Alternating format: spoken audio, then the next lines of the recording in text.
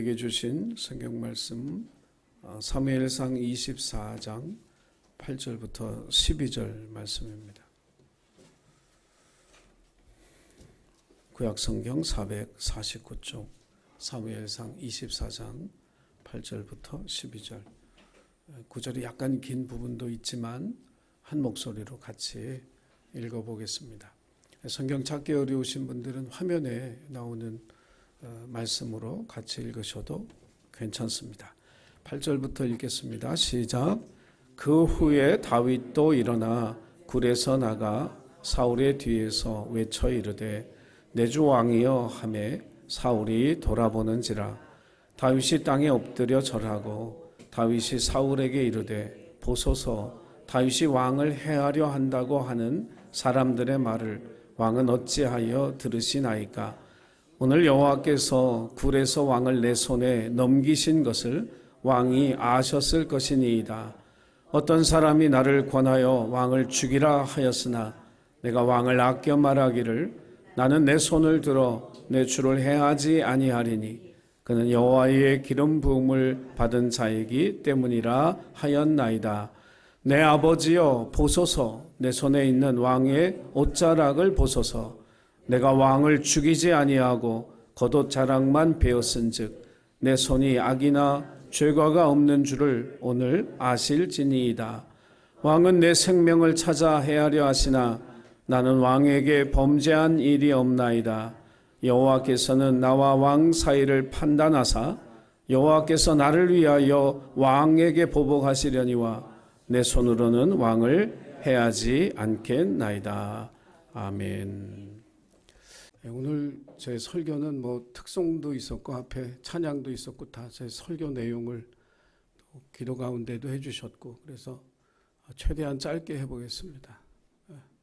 길게 할까요? 표정들이 길어도 상관없다 그런 표정이신 것 같아서 그럼 길게 합니다. 네. 모든 고난을 겪을 때 하나님의 뜻이 선명하게 보이면 그 고난을 견딜 힘이 생기거든요.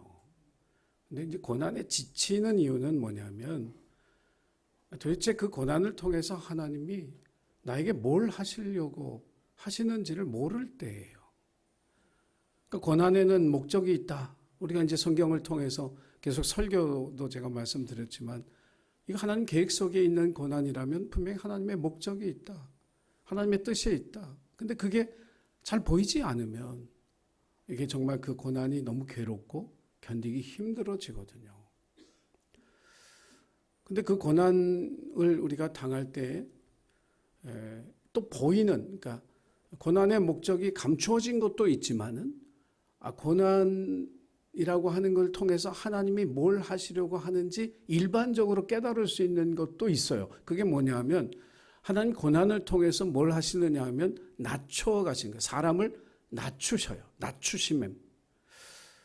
여러분 다 사람이 아까 우리 찬양 부를 때 모난 거 있다 그랬잖아요. 뾰족뾰족한 거 사람마다 있으세요 다. 안 그런 척하고 있어도 내가 다 알아요. 너는 왜 말을 그따위로 해가지고 말이야 사람 상처 주냐고. 왜 다른 사람은 생각도 안 하고 그렇게 행동하냐고. 개념이 없다고. 여러분 근데 문제는 뭐냐면 뾰족한 게 있어도 나는 몰라요. 나는 그게 편해. 뾰족뾰족한 게 있어도 전혀 문제가 안 돼. 근데 그 뾰족뾰족한 것 때문에 누가 다치느냐 하면 가족들이 다치고 친구들이 다치고 이웃들이 다쳐요. 근데 이 뾰족뾰족한 걸 어떻게 없애느냐? 낮추심이에요. 하나님의 낮추심. 그래서 세상에서는 낮춰지는 게 실패한 거죠. 높아지는 게 성공한 거잖아요. 근데 하나님의 세계에서는 달라요. 누가복음 말씀에 14장 11절에 보면 이런 말씀이 있어요. 무릇 자기를 높이는 자는 낮아지고 자기를 낮추는 자는 높아지리라. 그러니까 역설적인 거죠. 그러니까 하나님의 세상, 영적 세상에서의 낮춰짐이라고 하는 것은 무슨 의미냐 하면 이 뾰족뾰족 모난 것들을 갈고 닦아서 그 사람을 겸손하게 만드셨다는 뜻입니다. 그 사람이 겸손해졌다라고 하는 것이 세상적으로는 그 사람 참 인격적으로 됐어. 좋은 사람이야. 겸손한 사람이야. 다 좋아하잖아요, 여러분.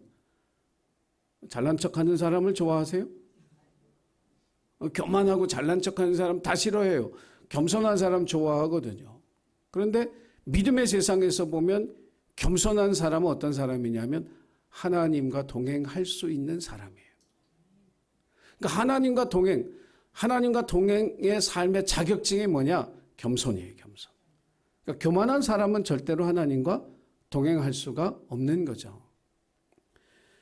미국 서부에 가면 로키 산맥이 있는데 여러분 나중에 꼭 한번 가보시기 바랍니다. 그 로키 산맥에 가면 제일 먼저 눈에 띄는 나무가 어떤 나무냐면 하늘을 향해서 정말 똑바로 올라가는 나무들이 있어요.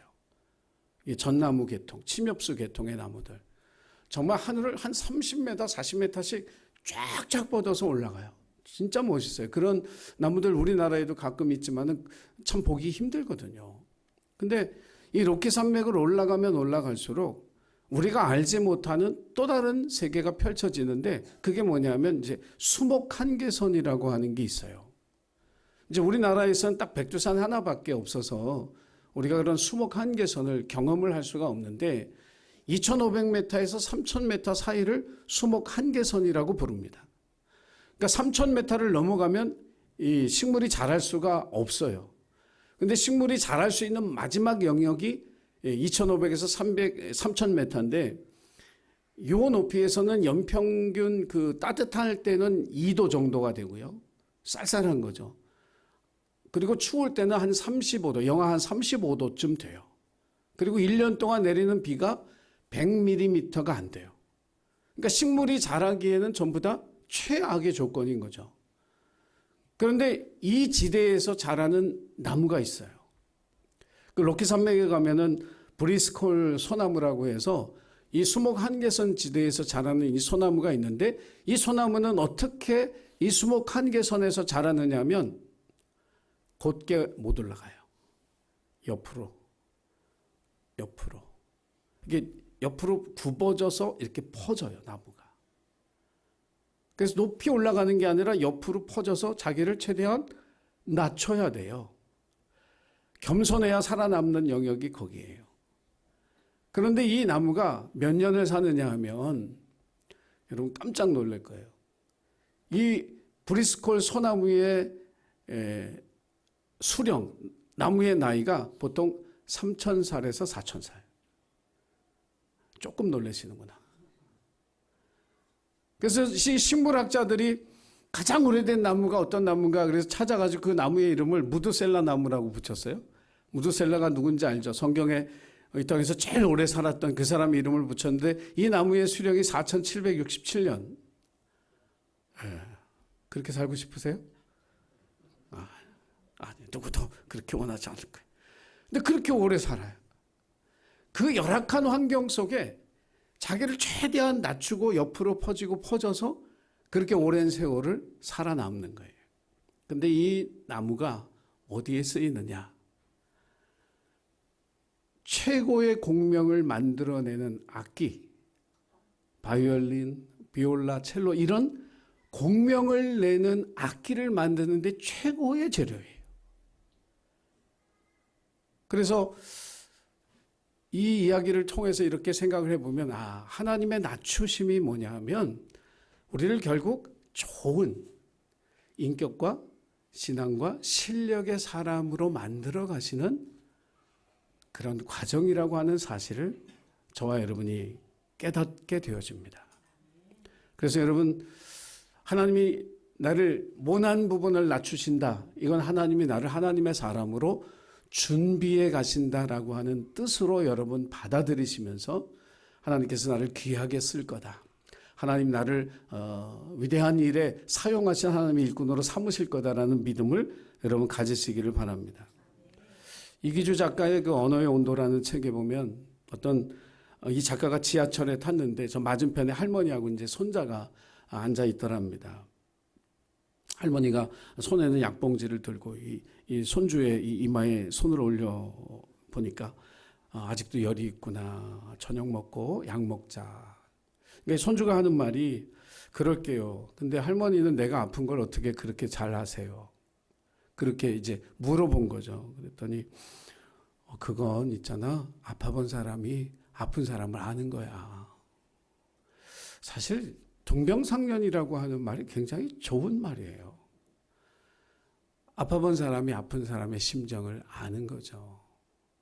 정말 가난한 사람, 그렇게 살았던 사람이 가난한 사람의 심정을 아는 거죠.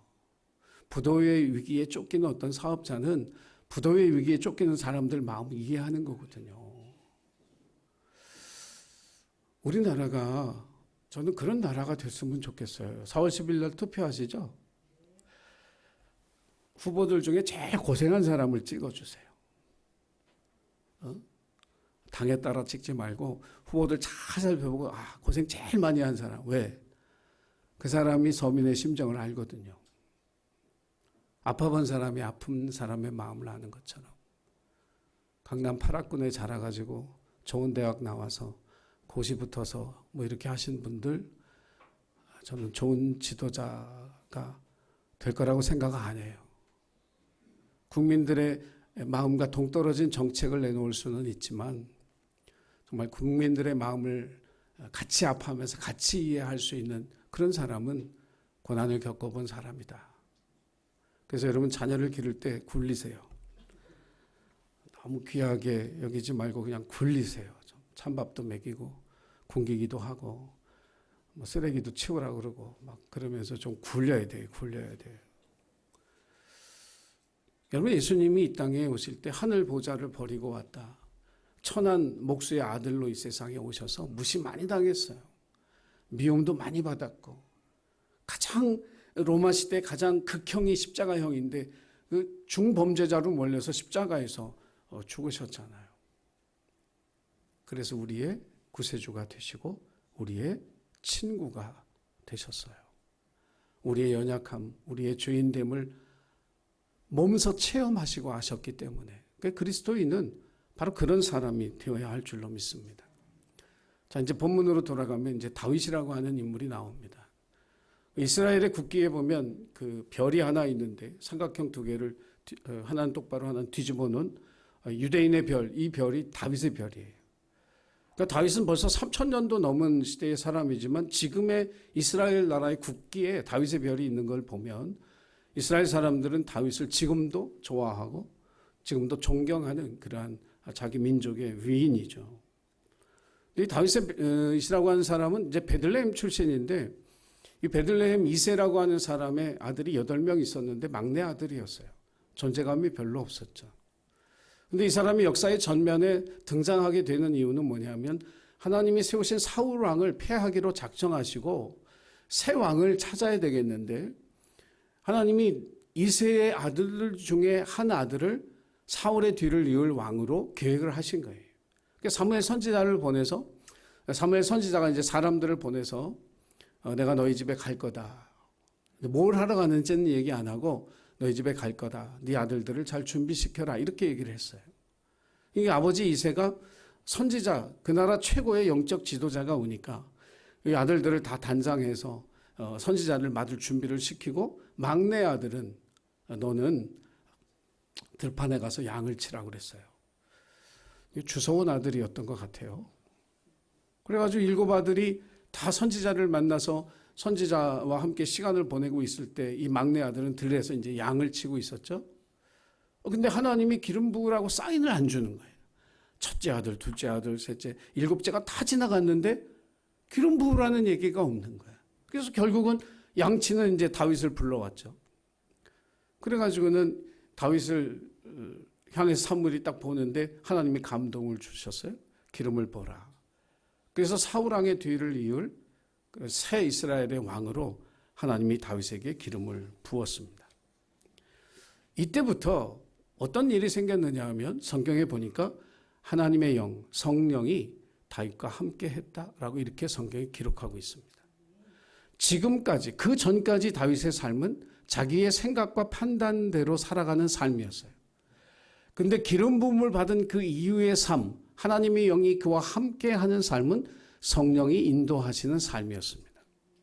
성령이 인도하는 삶을 살기 때문에 어디를 가나 이 사람이 가면은 승리하는 거예요.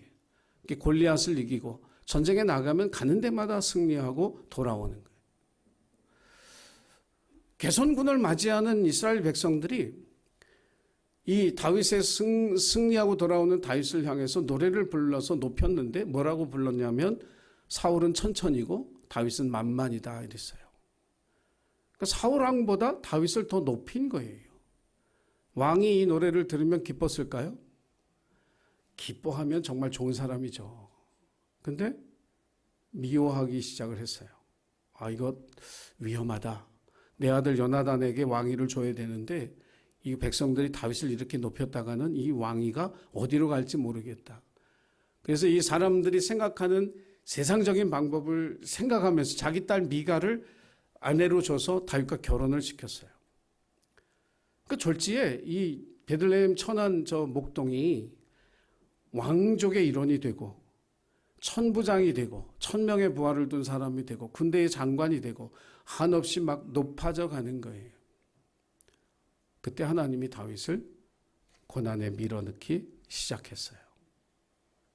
하나님이 다윗을 위해서 염려하신 것은 뭐냐면 이런 환경 때문에 그가 교만한 사람이 될까 봐.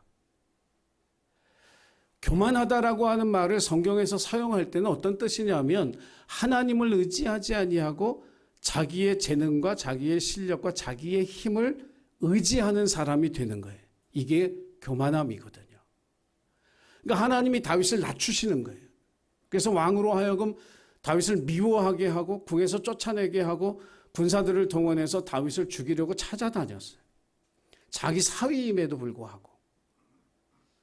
누군가 다윗을 도와주려고 하면 쫓아가서 그 다윗을 도와준 사람에게 해코지를 해버려요. 그러니까 아무도 다윗을 도와줄 수 없는 고립무원의 지경에 다윗이 처하게 된 거죠.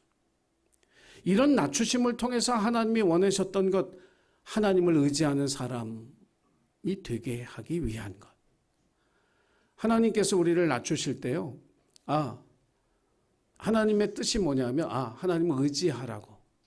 사람 의지하지 말고 세상 붙들지 말고 하나님을 붙드는 사람이 되라고 우리를 낮추신다라고 하는 거예요. 그리고 앞에 얘기했지만은 이 낮추심을 통해서 겸손한 사람을 만들고 하나님과 동행하는 사람이 되게 하시기 위해서 하나님이 이 다윗에게 고난을 허락해 주신 거예요.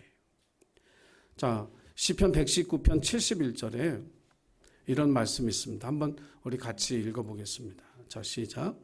고난 당한 것이 내게 유익이라. 이로 인하여 내가 주의 율례를 배우게 되었나이다.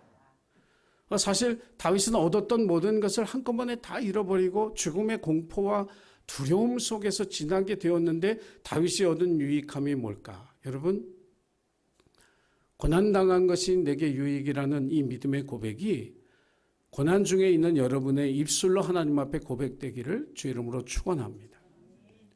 이 고난을 통해서 하나님을 의지하는 사람을 만들고 겸손히 행함으로 하나님과 동행하는 사람을 만들려고 하는 하나님의 뜻이 있다라고 하는 거예요. 여러분, 절대로 교만한 사람은 하나님과 동행할 수가 없습니다.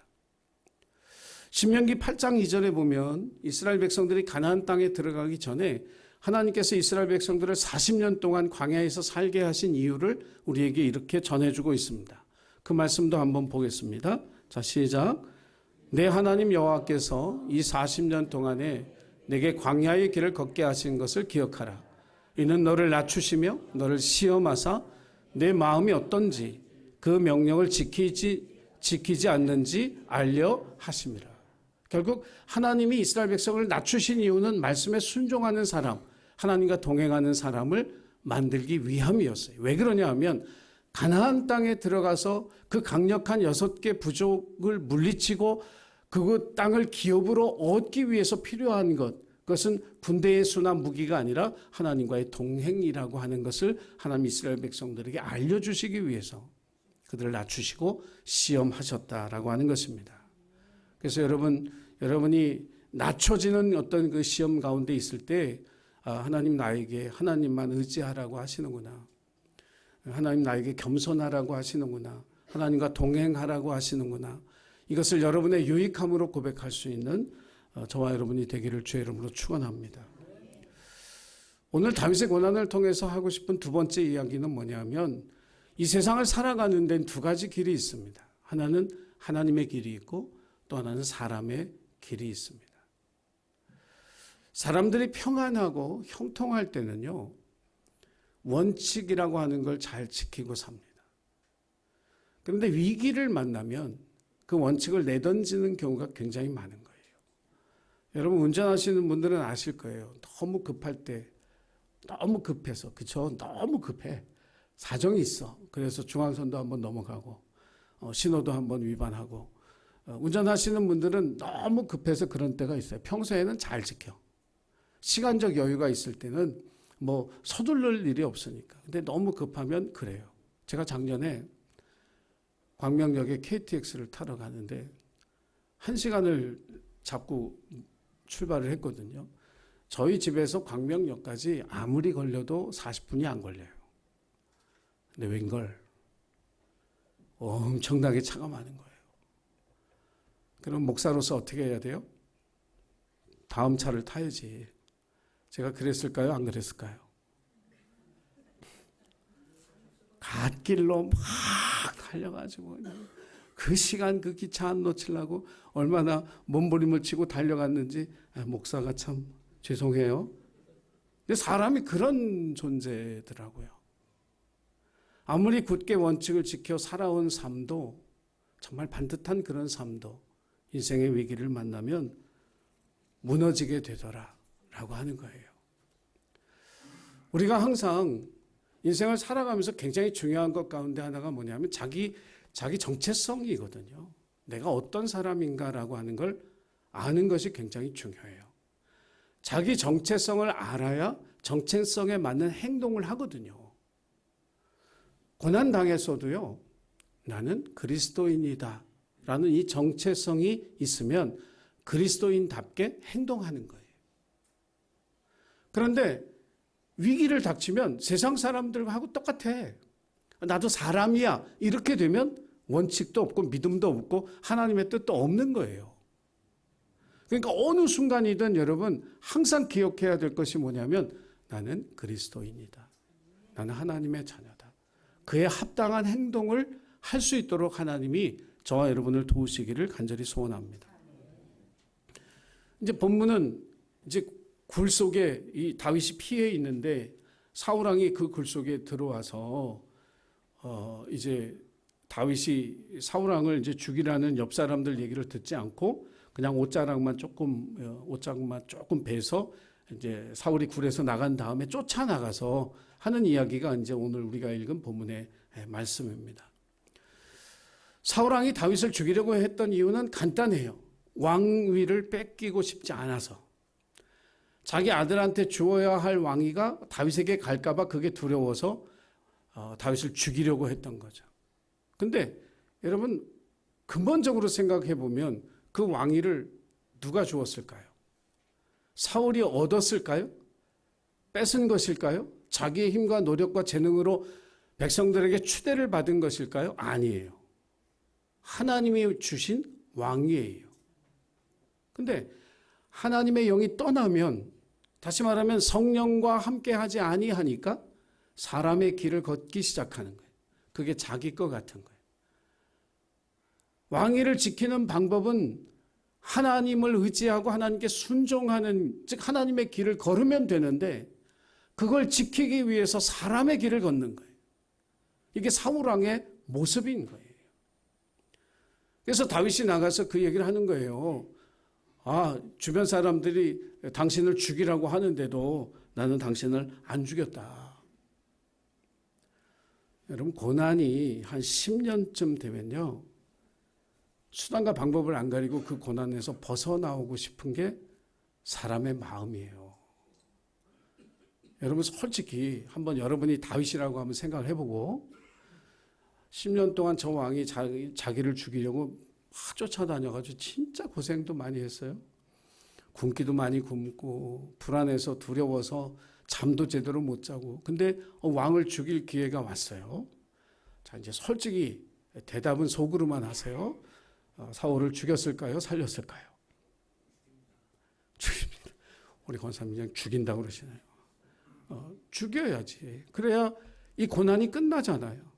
더 이상 불안해하지 않아도 되고 두려워하지 않아도 되고 자기를 따르는 사람들과 왕궁에 가서 왕궁을 점령해서 자기가 왕이 될 수도 있잖아요. 그런데 다윗이 사울을 살리잖아요. 고난에서 당장 벗어날 수 있는 그 기회를 버려요. 앞으로 얼마나 더 왕에게 쫓겨다녀야 될지 몰라. 얼마나 더 굶고 얼마나 더 죽음의 공포를 느끼면서 정말 새우잠을 자면서 왕을 피해 다녀야 될 시간이 얼마나 더 될는지 모르는데 다윗은 그 길을 택하는 거예요. 왜? 그게 하나님의 길이니까. 쉬운 일 아니죠. 그럼 왜 어떻게 다윗은 그렇게 할 수 있었을까?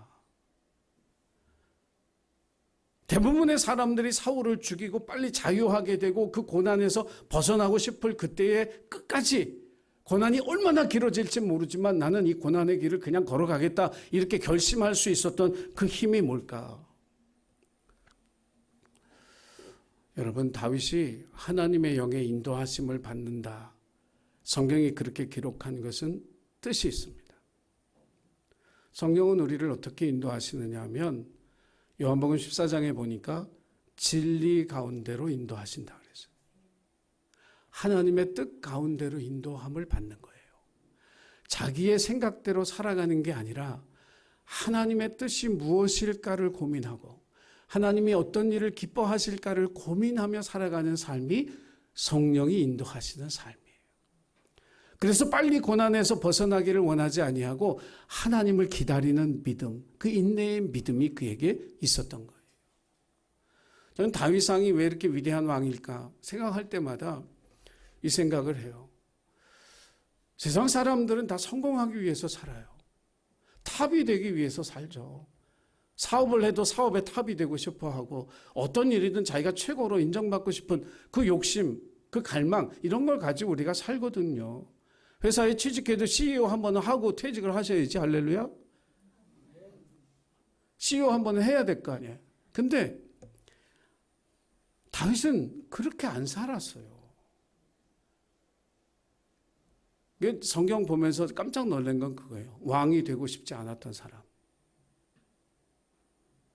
왕이 되고 싶었으면 사울을 죽였죠.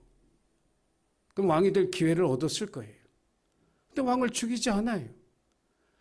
다윗의 인생에 왕이 되는 것보다 더 중요한 목적이 있는데 그게 뭐냐면 하나님의 마음에 드는 사람이 되는 것.